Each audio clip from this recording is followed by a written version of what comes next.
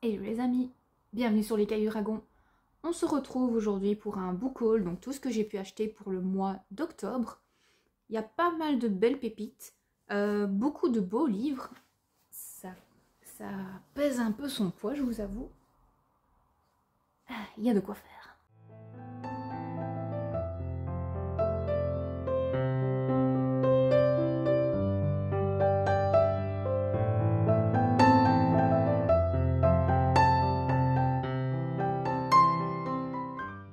Pour commencer, je vais vous présenter, au niveau graphique, il n'y aura que 3 mangas, donc ça ira assez vite.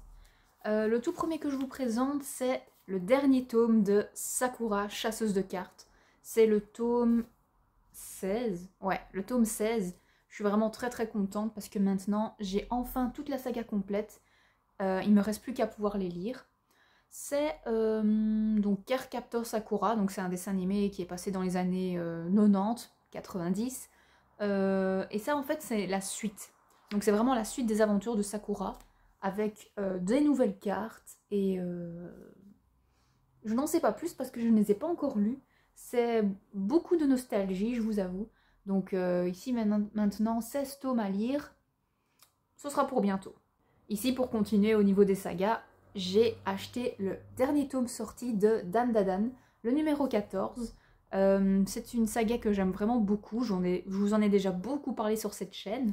Et si vous voulez en fait le découvrir autrement qu'en manga, vous pouvez le découvrir maintenant sur Crunchyroll et même sur Netflix. C'est vraiment pas mal du tout. Pour ma part, je n'ai vu encore que les 2 ou 3 premiers épisodes, il me semble.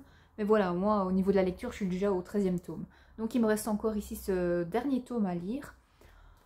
Mais vu qu'on est en plein dans des batailles et tout ça, je vais me garder ce 14e tome et enchaîner ensuite avec les tomes qui vont après sortir, parce que voilà, j'ai envie de pouvoir en enchaîner quelques-uns. Mais pour l'instant, va falloir attendre. Ici, je vous présente, c'est le dernier graphique de cette vidéo. C'est une petite nouveauté que je n'avais pas encore vue. Je suis tombée dessus par hasard, vraiment par hasard, parce que j'en ai pas encore entendu parler. C'est Aux côtés du dieu loup. C'est le premier tome donc de Yomoko Yamamoto. Donc c'est aux éditions Doki Doki. C'est pas mal du tout. Comme vous pouvez le voir, la couverture est assez jolie. Mis à part le dragon, mon autre animal préféré, c'est le loup. Donc j'ai déjà été attirée par cette couverture. Là, je vous montre un petit peu les graphismes qui sont très jolis, je trouve. Assez épurés. C'est des traits assez clairs, c'est assez joli. Et en fait, dans cette histoire, nous sommes en fait dans un village qui vénère une divinité, qui est en fait ce loup qui est très grand et de couleur rouge. Et vous avez ce petit garçon en fait qui est vraiment un esclave. Il a vraiment toutes les tâches ingrates du village. Il est orphelin. Et en fait, il semblerait qu'il ait une petite particularité, mais on ne le sait pas encore en tout cas. Et en fait, à un certain moment, pour pouvoir continuer à avoir la bienveillance de leur dieu, ils vont donner ce petit garçon en pâture à ce loup.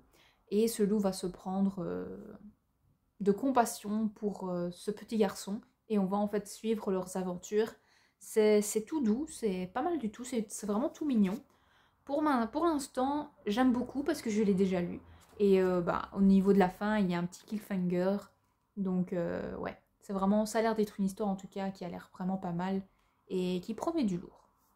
On va passer maintenant au niveau des livres. Je vais vous présenter 2 brochets et ensuite ce sont des beaux livres. Le premier que je vous présente, c'est La Lame du Roi de Melissa Blair, donc la saga Halfling aux éditions Casterman. J'aime beaucoup cette couverture. En général, je n'aime pas trop les couvertures où il y a des personnages. Je ne suis pas très fan. Mais ici, j'aime beaucoup. Et j'aime bien, ça va être, vous allez avoir un peu de mal peut-être à le voir, mais il y a un petit effet brillant au niveau de ses yeux qui ont l'air justement argentés.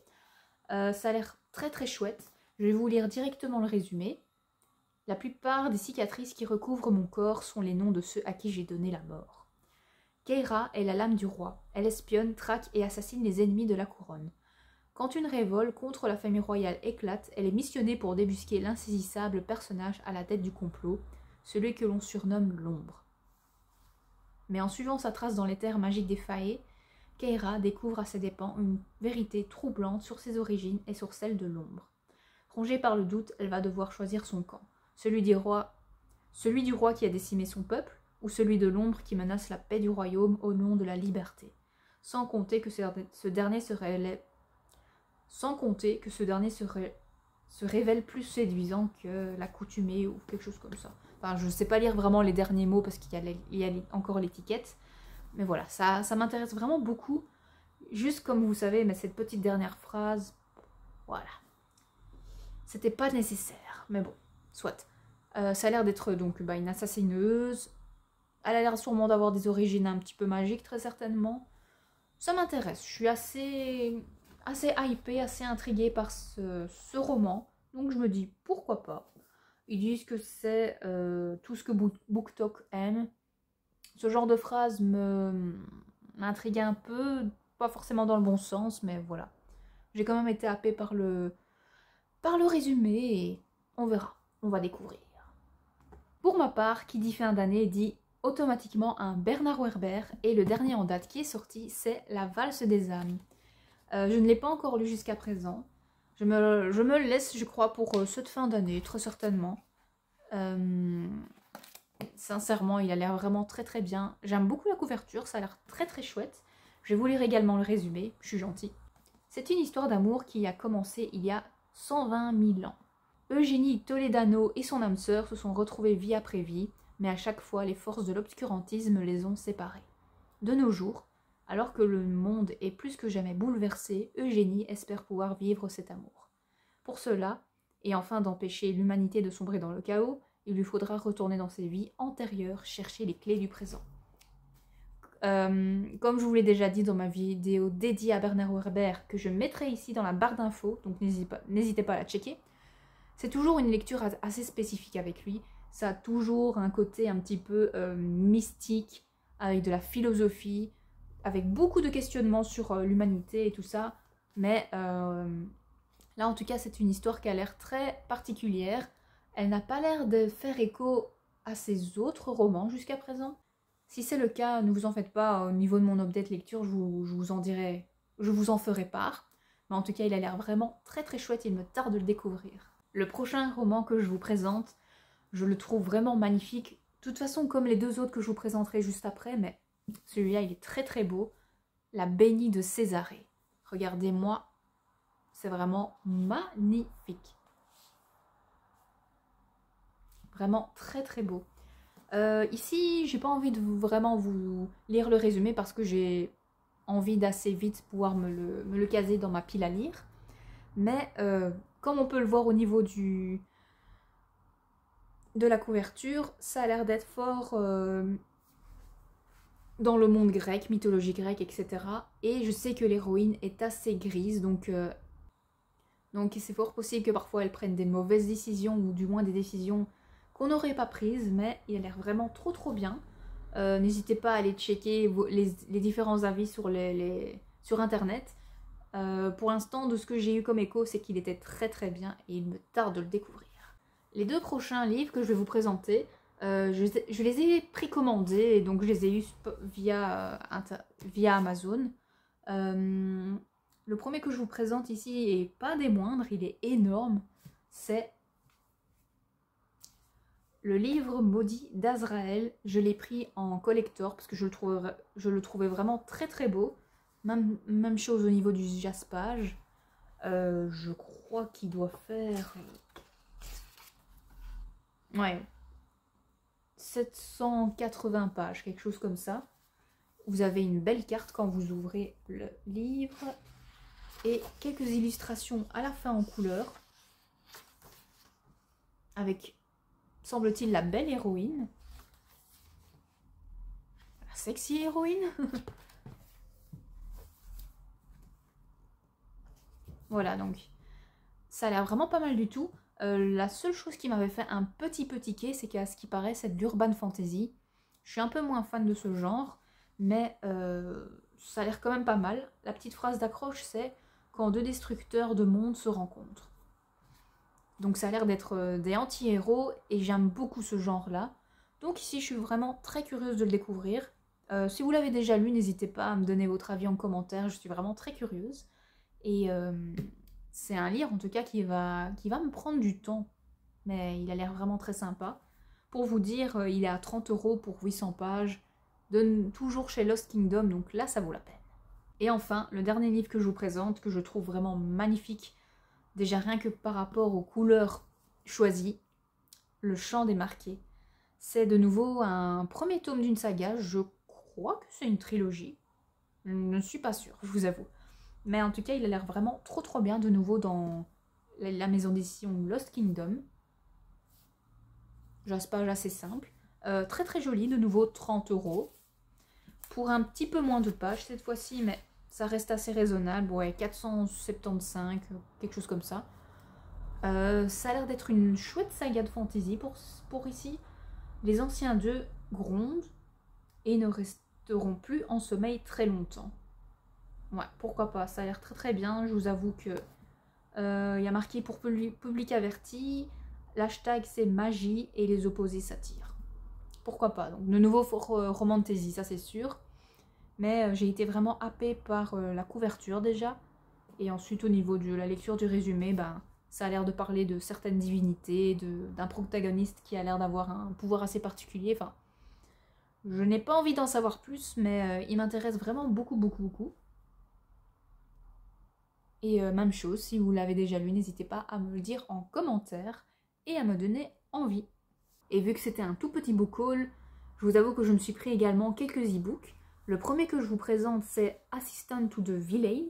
Je ne saurais pas vous dire le résumé tel quel, mais de toute façon, il est passé beaucoup de fois sur les chaînes des autres youtubeuses, mais il m'intriguait. Vous avez l'air d'avoir une autre héroïne qui va travailler pour des vilains en tant qu'assistante. Et elle va devoir le protéger, tout ça. Franchement, j'ai eu de très bons échos et il m'a l'air très intriguant, très intéressant. J'avais pas spécialement envie de l'avoir en papier, parce que bon, j'ai déjà beaucoup de livres dans ma bibliothèque qui m'attendent, mais je me suis dit pourquoi pas un ou deux petits e-books ce mois-ci. Deux e-books que je vais vous présenter ici m'ont été gracieusement prêtés par une amie. Le premier que je vous présente ici, c'est Noblesse oblige. C'était déjà de base, c'est un brochet que j'ai vraiment beaucoup hésité à l'acheter parce qu'il y a un petit jaspage assez simple mais très chouette pour un brochet.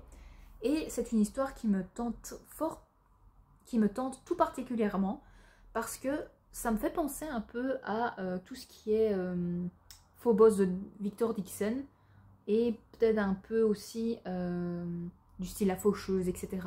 Pourquoi? Parce qu'en fait ici ça parle d'une sorte de télé-réalité mais un petit peu dystopique. Enfin, je ne sais pas vraiment vous en dire plus parce que je n'ai pas le résumé sous la main.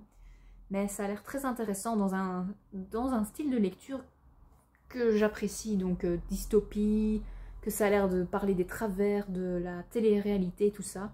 Chose qui m'intéresse. Non pas que j'aime les télé-réalités, loin de là, je n'en regarde aucune. Mais j'aime bien en général tout ce qui est un peu les travers de la société. Ça, j'aime beaucoup. Le deuxième que je vous présente, c'est le 13e dieu. Il a l'air pas mal du tout. Je vous avoue que le résumé, je m'en souviens plus trop. Je sais juste que ça parlait du dieu Kratos. Et en fait, il a été déchu de son titre de divinité, il me semble, par une jeune femme, une autre divinité. Et à un certain moment, il va de nouveau la rencontrer. Et je crois qu'il va vouloir se venger, mais certains sentiments vont peut-être faire surface. Et enfin, le dernier e-book que je vais vous présenter, que celui-là je me le suis acheté, c'est Powerless. J'en ai énormément entendu parler, ne sachant pas si j'allais l'apprécier, parce que j'ai quand même déjà eu quelques échos mi-figue et mi-raisin, bah, je me suis décidée à le prendre au final en e-book. Il fait beaucoup parler de lui, parce que c'est de nouveau la romantasy qui a l'air de fonctionner. Je me suis dit pourquoi pas. Je vous avoue que le résumé, je m'en souviens plus trop, mais voilà.